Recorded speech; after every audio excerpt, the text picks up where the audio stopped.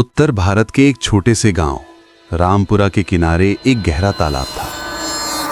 उसे लोग नील तालाब कहते थे क्योंकि उसका पानी हमेशा नीला सा काला दिखता था। गर्मियों में भी जब बाकी तालाब और पोखरे सूख जाते तब भी नील तालाब का जल उतना ही गहरा और उतना ही भयानक दिखता था।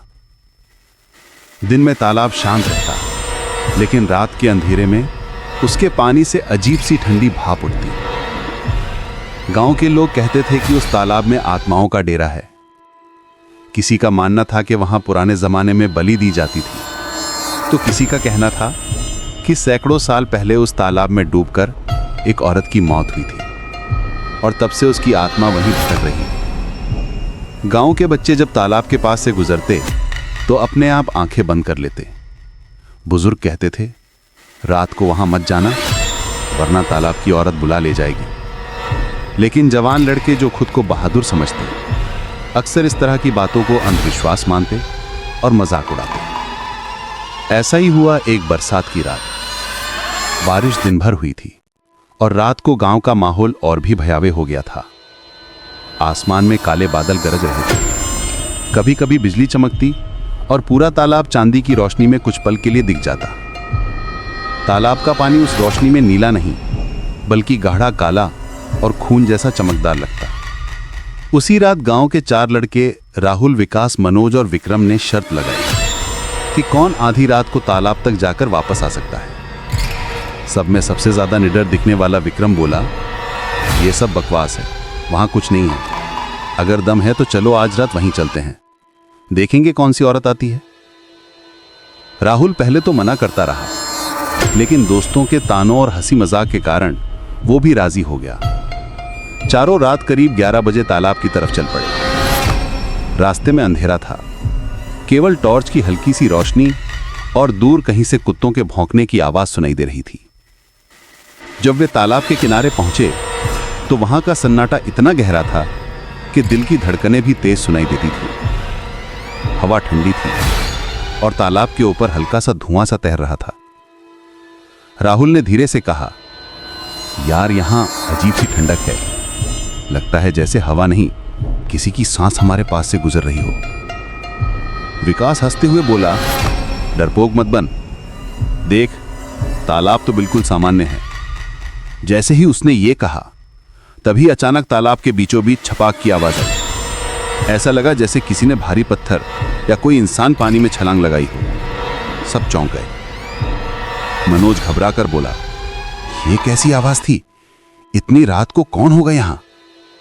तभी उनकी टॉर्च की रोशनी तालाब के बीच गई और सबकी सांसें थम गईं। पानी के बीच में सफेद कपड़े में लिपटी एक औरत खड़ी थी। उसका चेहरा साफ नहीं दिख रहा था, लेकिन उसके लंबे बाल पानी पर तैर रहे थे। वो स्थिर खड़ी थी, मानो पानी की सतह पर चल रही हो। उसकी आवाज दूर से आई, ठंडी, खोखली और डरावनी। आओ, इधर आओ, पानी बहुत ठंडा है। चारों दोस्त सुन हो गए। राहुल ने डर कर कहा, ये कैसे हो सकता है? इतने गहरे पानी में कोई खड़ा कैसे रह सकता है? अचानक औरत ने धीरे धीरे अपना चेहरा ऊपर उठाया। उसकी आंखें लाल चमक रही थीं, होंठ फटे हुए थे और गले से गाढ़ा काला पानी बह रहा था। उसने हाथ हिलाकर फिर बुलाया, पास आओ। विकास बोला, ये क्या मजाक है? कोई आदमी औरत का भेष बनाकर हमें डराने की कोशिश कर रहा है। और वो तालाब के किनारे तक बढ़ गया, लेकिन तभी पानी में से गुड़गुड़ाहट की आवाज आई, जैसे कोई डूब रहा हो। बचाओ, बचाओ। विक्रम दौड़कर किनारे झुक गया और अंधेरे पानी में देखने लगा। अचानक नीचे से ठंडे बर्फ जैसे हाथों ने उसका पैर पकड़ लिया। विक्रम चीख पड़ा, छोड़ो, कोई मेरा पैर पकड़ रहा है। उसके बाकी दोस्त उसे खींचने लगे, लेकिन पानी से निकला काला धुआं सा हाथ उसे नीचे की ओर घसीट रहा था। किसी तरह राहुल और मनोज ने उसे छुड़ाया, लेकिन तभी वही सफेद कपड़ों वाली औरत धीरे धीरे तालाब से बाहर निकलने लगी। उसके कपड़े भीगे जमीन पर घसीट रहे थे और उसके पैरों की जगह केवल कीचड़ और हड्डियां दिख रही थीं। उसके हाथों में टूटी हुई लाल चूड़ियां थीं और गले में टूटी हुई मंगलसूत्र की कड़ियां। वो पास आकर बोली, मुझे मेरे पति ने इसी तालाब में डुबोया था, उसने मुझे मार दिया। मैं चीखती रही, लेकिन कोई बचाने नहीं आया।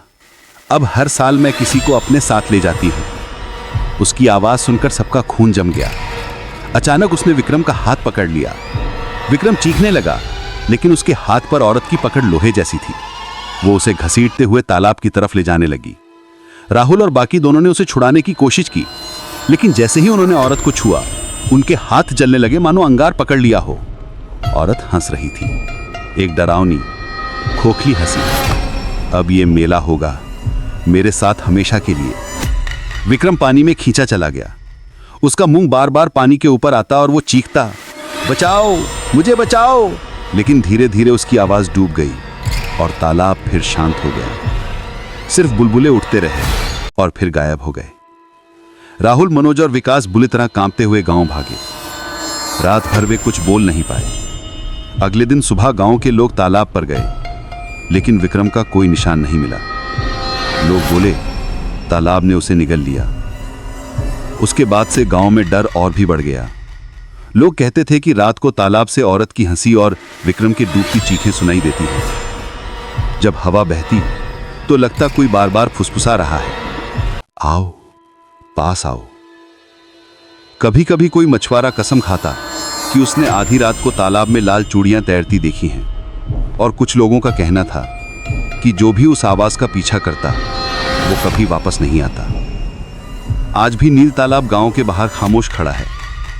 दिन में सामान्य दिखता है, लेकिन रात को उसकी सतह पर चांदनी पड़ते ही ऐसा लगता है जैसे सैकड़ों आंखें पानी के नीचे से ऊपर देख रही हों। गांव के लोग रात को वहां से गुजरने से बचते हैं। बच्चे अब भी अपनी आंखें बंद कर लेते हैं और बुजुर्ग धीरे से कहते हैं, उस तालाब की औरत अब भी वही है, किसी का इंतजार करती हुई, किसी नए शिकार का इंतजार करती हुई।